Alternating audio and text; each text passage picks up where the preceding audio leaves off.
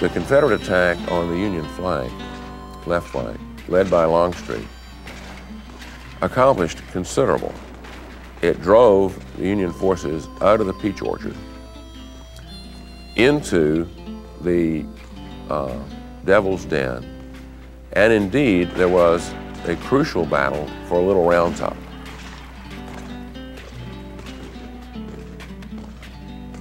Had Longstreet been able to capture Little Round Top as he tried, and presumably Big Round Top as well, the Confederates would have been able, with artillery, if nothing else, artillery and a strong infantry presence, been able to flank the Union line and force Meade to evacuate this very, very good ground around the town of Gettysburg. Lee would then have been able to attack Meade on the move and may have been able to have his battle of annihilation, his climactic battle, which he hoped would destroy the enemy army. The battle for the Round Tops, however, ended in the United States hanging on, perhaps by their fingernails in some cases. But they did hang on, and the Confederates were driven back in furious fighting that day. By the end of the day, Longstreet had suffered enormous casualties, and his troops had the satisfaction of having seen their objective and stood very near it, but then been driven off. Lee was ready to fight some more.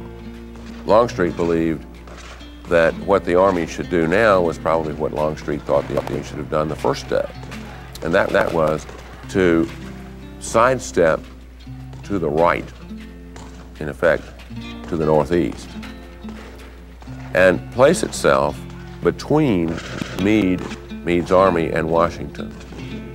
Thus, Longstreet believed that in a couple of days over, the Confederates could array themselves in an impregnable defensive position, force Meade to attack, and then batter him to pieces as they've done Ambrose Burnside the previous winter, that is in December of '62, Fredericksburg.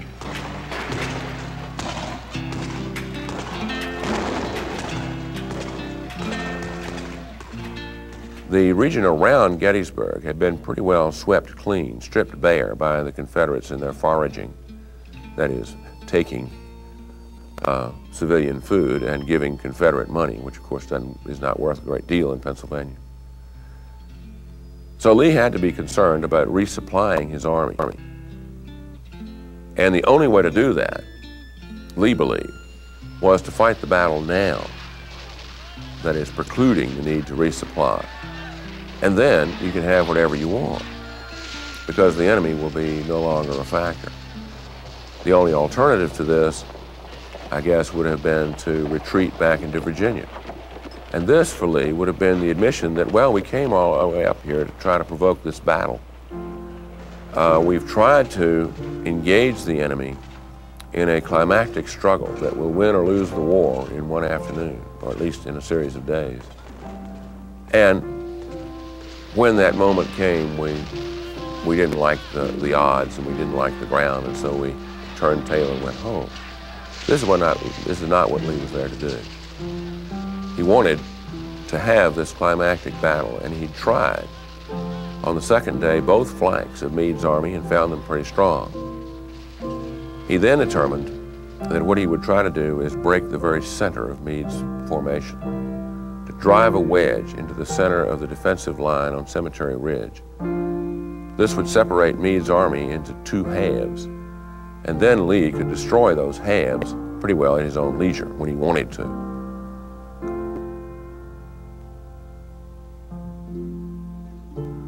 Stuart showed up late in the afternoon on the second day, finally having ridden in from Carlisle. The march had been an admirable one. As soon as Stuart found out where the armies were and what was going on, he had led his army away from Carlisle beginning at 1 in the morning and ridden them hard to get them to the proximity of Gettysburg. When he arrived, Lee looked at him and reportedly said, "Well, General Stuart, I see you finally arrived." Coming from Lee, with his leadership style, this was equivalent to a chewing out to a massive criticism on the part of Lee. Lee didn't want to talk to Stuart very much, although Stuart certainly wanted to talk to Lee. Stuart had tales of his adventures and was proud of his captured 150 wagons.